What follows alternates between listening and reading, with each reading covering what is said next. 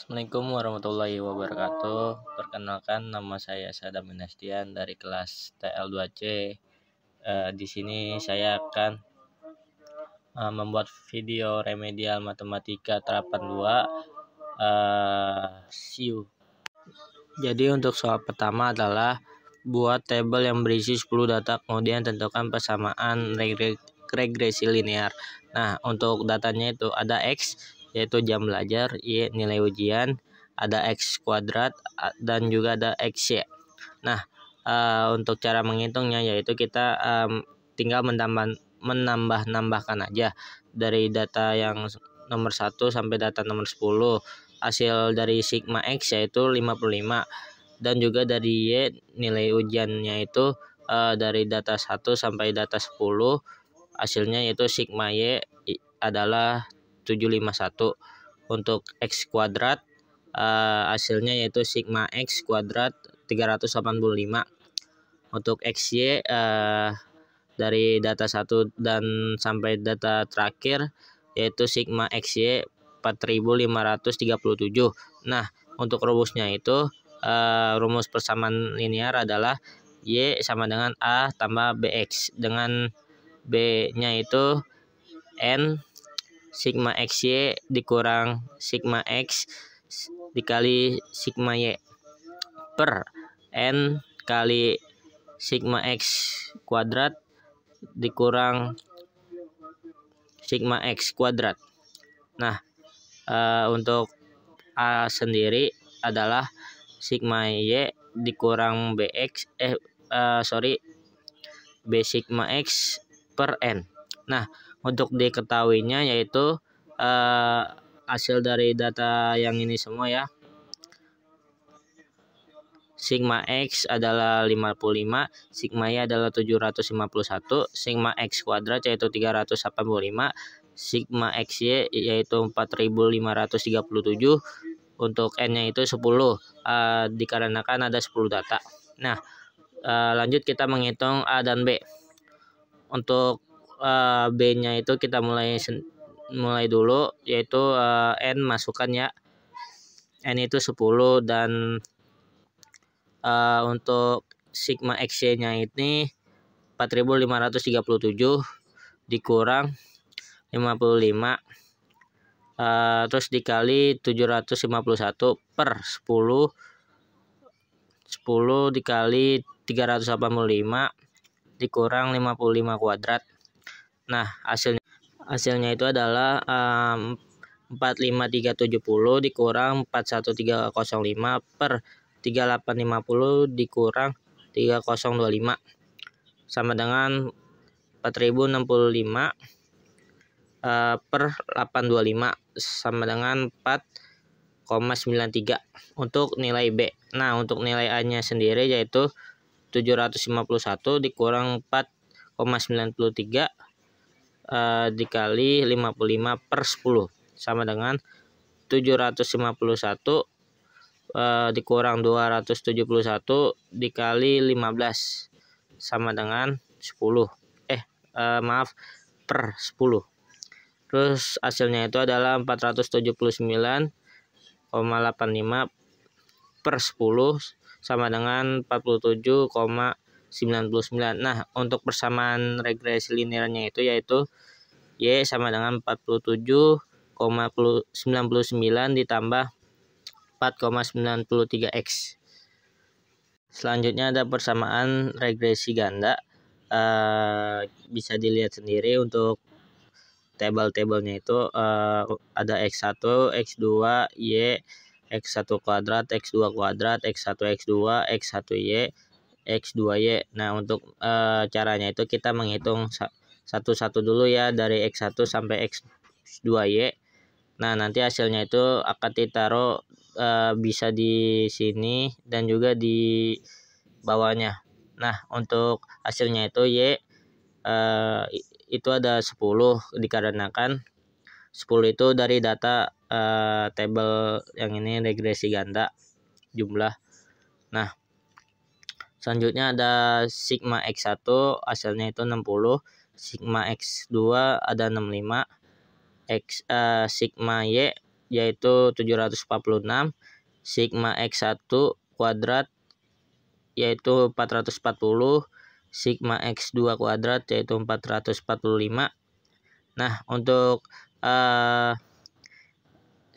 sigma X1 dan X1 X2 424, sigma X1Y yaitu 4680, untuk sigma X2Y yaitu 4968.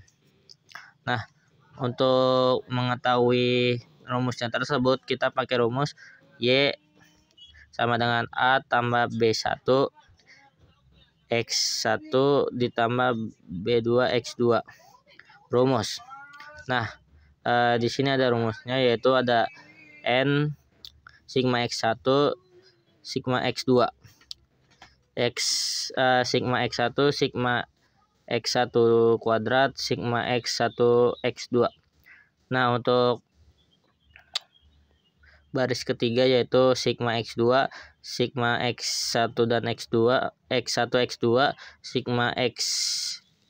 sigma X2 kuadrat. Nah, selanjutnya kita dikali A B1 B2.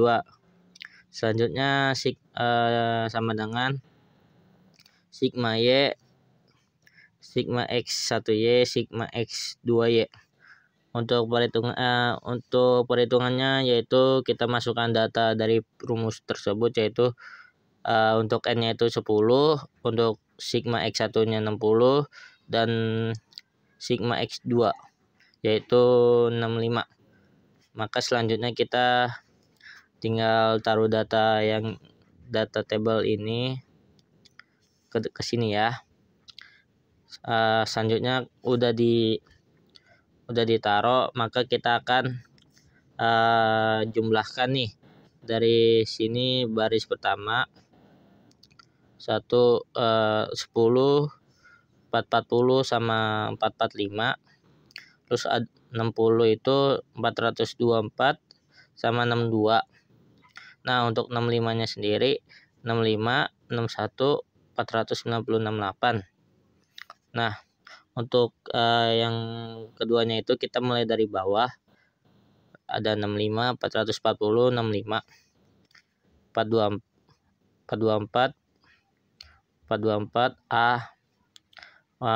Untuk terakhir 40 45 61 70 46. Nah, sesuai sudah dijumlahkan dan dikurangkan, maka kita akan mengeliminasi dengan matriks. Hasilnya itu adalah Y sama dengan 47,04 ditambah 2,33 X1 plus 1,34 X2. Jadi untuk soal 3 tentang hipotesis, untuk soalnya itu adalah misalkan untuk menguji rata-rata gaji guru honorer sebesar 150.000, seorang peneliti mengambil sampel 25 gaji guru diperoleh rata-rata gaji 25 guru tersebut adalah Rp 145.000. Bila diketahui gaji guru honorer menyebar normal dengan simpangan baku sebesar Rp10.000, apa kesimpulan yang dapat diambil oleh peneliti tersebut? Gunakan taraf nyata 0,05. Nah, untuk caranya itu adalah diketahui yaitu rata-rata populasi adalah 150.000. Untuk simpangan bakunya yaitu 10.000. Untuk N itu 25 ukuran sampel. Untuk rata-rata sampelnya yaitu 145.000. Nah, untuk X-nya sendiri 0,05, untuk S-nya itu 10.000. Jawab. Untuk cara nomor 1, H0 adalah H sama dengan 150.000. Untuk H1 adalah H1 sama dengan H tidak sama dengan 150.000. Untuk cara nomor 2, untuk X-nya itu kan 0,05 yang ini. Nah, untuk cara nomor 3, kita taruh saja rumusnya T sama dengan rata-rata sampel dikali H1 per S sama dengan N, sama dengan 145.000 dikali 150 per 10.000 akar 25 sama dengan min 5.000 per 2.000. Hasilnya itu min 2,5. Untuk cara nomor 4 kan ada TA-nya itu adalah T 0,5 sama dengan 2,069 itu berada di tabel hipotesis. Nah, dan juga min 2,5 itu hasil dari ini lebih besar dari min 2,069. Maka yang terjadi adalah tohak H0. Untuk kesimpulannya yaitu pada taraf 0,05 honorer berbeda. Jadi sini saya akan membaca tabel hipotesis. Nah, uji nilai tengah. Untuk H0-nya sendiri caranya itu H sama dengan H0. Untuk nilai statistiknya uji itu Z sama dengan rata-rata sampel dikurang H0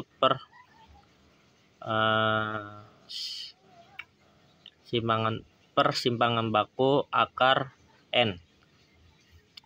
Untuk H1-nya itu ada yang cara nomor 1 itu jika H lebih dari H0 maka wilayah krisisnya yaitu Z hit lebih besar minus ZA. Nah, untuk yang kedua itu apabila H-nya itu lebih kecil dari H0, yaitu wilayah krisisnya itu Z hit lebih kecil dari ZA. Nah, untuk cara ketiga yaitu jika H tidak sama dengan H0 maka Z hit lebih besar minus ZA atau 2 dan Z hit lebih kecil dari ZA. Nah, untuk cara selanjutnya adalah yang kedua, H sama dengan H0 sama aja, tapi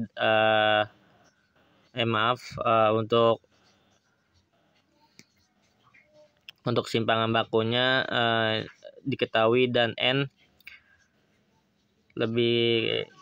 tidak lebih kecil 30. Nah, untuk pembacaan yang kedua itu H sama dengan H0, T sama dengan rata-rata sampel dikurang H0 per second akar N. Terus jika H lebih besar dari HO, untuk wilayah kritisnya itu T hit lebih besar dari TA minus TA. Yang kedua H lebih kecil dari HO, T hit lebih kecil dari TA. Nah, untuk yang ketiga adalah H tidak sama dengan HO, T hit lebih besar dari minus TA dan T hit lebih kecil dari TA. Terima kasih.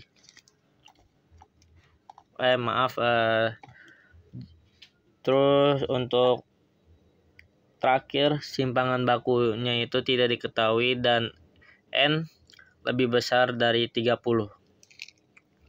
Terakhir ada soal nomor 4 tentang distribusi normal. Soalnya itu adalah berat badan siswa SMA dikatakan berdistribusi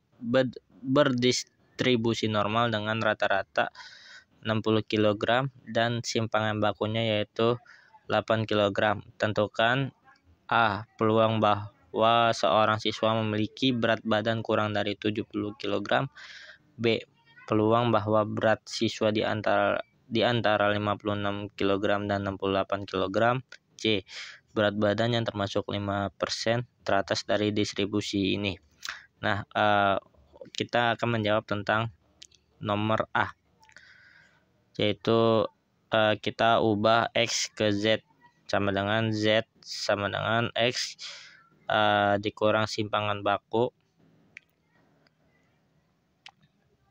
Rata-rata per simpangan baku sama dengan 70 kurang 60 per 8 sama dengan 1,25.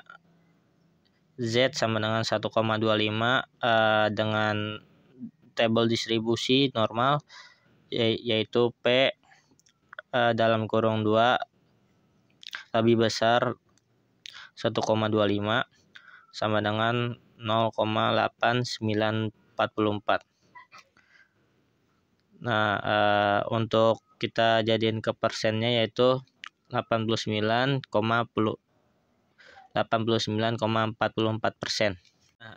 Selanjutnya kita akan menghitung P dalam kurung 56 lebih besar X lebih besar 68, yaitu Z untuk X sama dengan 56. Nah, untuk menghitungnya itu adalah Z1 sama dengan 56 dikurang 60 per 8, hasilnya itu minus 0,50. Nah, untuk mencari X68-nya itu Z2 sama dengan 68 dikurang 60 per 8 sama dengan 1,00. Nah, untuk melihat tabel distribusi normal, hasilnya itu adalah Z lebih besar dari 1,00. Di dalam tabelnya itu adalah 0,8413. Untuk selanjutnya P Z lebih besar 1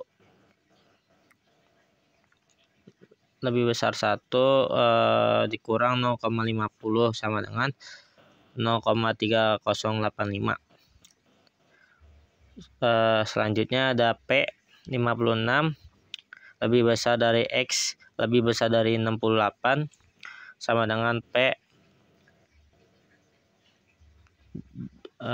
dalam kurung Z sama lebih besar dari 1,00 dikurang P Z lebih besar dari minus 0,50, hasilnya itu adalah 0,8413 dikurang 0,3085, hasilnya adalah 0,5328 sama dengan 53,28%. Nah, untuk C-nya itu P dalam kurung Z lebih besar dari 1,25. Nah, kita ambil baris 1,2 itu di kolom 0,5, yaitu 0,8944. Berarti Z sama dengan 1,25, hasilnya itu 89,44%.